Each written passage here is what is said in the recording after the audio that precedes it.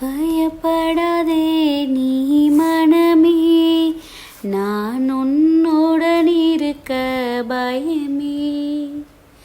பயப்படாதே நீ மனமே, நான் காத்திடுவேன் உன்னை தினமே. அற்புதங்கள் நான் செய்திடுவேன், அற்புதங்கள் நான் செய்திடுவேன். உன்னை அதிசயமாய் நான் நடத்திடுவேன். நான் உன்னை விட்டு விலகுவதில்லை, நான் உன்னை என்றும் கைவிடுவதில்லை. நான் உன்னை காண்கின்ற தேவன், கண்மணி போல் உன்னை காப்பேன்.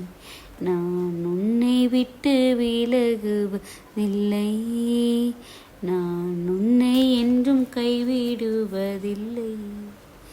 ஹாய் குட்டீஸ், எல்லோரும் எப்படி இருக்கிறீங்க? நல்லா இருக்கீங்களா? ஹாப்பியாக இருக்கீங்களா குட்டீஸ்? நம்ம இந்த நாளில் ஒரு சூப்பரான ஒரு பாடலோடு தொடங்கியிருக்கிறோம். இந்த பாடலோட ஒரு வரிகளும் நம்ம எல்லாருக்கான வரிகள்ங்கிறத விட நம்ம எல்லாருக்குமே தேவைப்படுற பாடல் வரிகள் தான் இது எல்லாமே. அப்படி தானே குட்டீஸ்?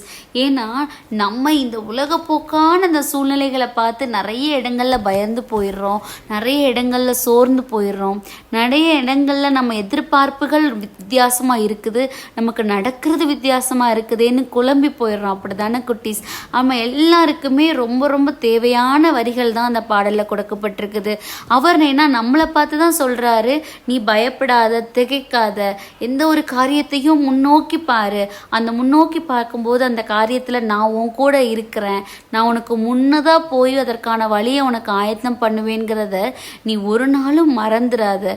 நீ அப்படி போகிற வழியில் உனக்கு எவ்வளவு இடர்கள் போராட்டங்கள் வந்தாலும் கூட உனக்கு பக்கபலமா, உனக்கு ஒரு வழிகாட்டுதலா, உனக்கு கொடுக்குற ஆறுதல் எல்லாமே என்கிட்ட இருந்து தான் வரும். அதனால் நீ எதுக்குமே சோர்ந்து போகாத, என் கையை இறுக பிடிச்சிக்கோன்னு நம்மளை பார்த்து இந்த நாளில் சொல்கிறாங்க. ஸோ இப்படிப்பட்ட அருமையான இயேசப்பா நம்ம கூட இருக்கும்போது, அவர் கொடுக்குற ஆறுதல், அவர் கொடுக்குற வழிகாட்டு எல்லாம் நம்ம கூட இருக்கும்போது நமக்கு எதுக்கு குட்டீஸ் பயம் வரணும்? ஒருவேளை நம்ம அவர் விருப்பப்படி இல்லாமல் நம்ம இஷ்டப்படி இருக்கிறோமோ, அதனால தான் கேட்டோம் நமக்கு என்ன ஆகுது, எதை குறிச்சும் பயப்படுறோம், எல்லாத்த குறிச்சும் சோர்ந்து போகிறோம், எல்லாத்த குறிச்சும் நமக்குள்ளே என்ன ஆகுது, ஒரு குழப்பம் வருது. அப்படிதானே குட்டீஸ்? கண்டிப்பாக நம்ம அவருக்கு உண்மையாக, அவர் வார்த்தைகளுக்கு உண்மையாக நம்மளுடைய வாழ்க்கையில் ஒரு நொடி பொழுது நம்ம இருந்துக்கிட்டு இருக்கோம் அப்படின்னா நம்ம எதை குறிச்சும் பயப்பட மாட்டோம், எதுக்கும் சோர்ந்து போக மாட்டோம். ஏன்னா அவர் தான் நம்ம கூட இருக்கிறாரு, அவர் தான் நமக்கு வழிகாட்டுவேன்னு சொல்லியிருக்கிறாரு. இன்னைக்கு வசனமும் கூட பாருங்களேன், எரேமியா 39 நான் உன்னை நிச்சயமாக விடுவிப்பேன்னு நம்மளை பார்த்து தான் சொல்கிறாங்க.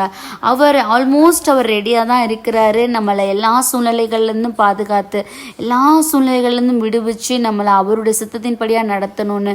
ஆனால் நம்மளுடைய எண்ணங்களாலும் நம்மளுடைய சுயமாக நம்ம செஞ்சிடலான்னு ஒரு காரியத்தை தவறாக முடிக்கிறதுனால தான் நம்மளால் என்ன பண்ண முடியலை, அவருடைய உடனிருப்பை நம்ம ஏற்றுக்கொள்ள முடியலை.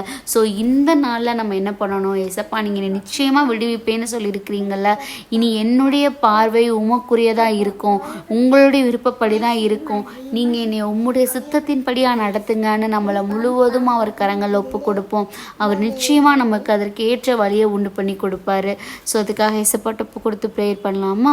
அன்பான ஆண்டவரே, இந்த நாளுக்காக நன்றியப்பா தகப்பன. நாளிலும் கூட நீங்கள் எங்களை விடுவித்து, எங்களை பலப்படுத்தி, எங்களை பாதுகாத்து வழிநடத்த எங்களோடு நீங்கள் இருக்கிறீங்க. உங்களுடைய உடனிருப்பை நாங்கள் எப்போதும் உதறித்தள்ளாமல் உங்களுடைய சித்தத்தின்படியாக எங்களுடைய வாழ்க்கையை நடத்துவதற்கு, வாழ்க்கை அமைப்பதற்கு, நாங்கள் எடுக்கிற ஒவ்வொரு காரியங்கள்லையும் நீங்கள் எங்கள் கூட இருக்கிறதுக்கு எங்களை முழுவதுமாக உமது கரங்களில் ஒப்பு கொடுக்கிறோம். ஆமாம்.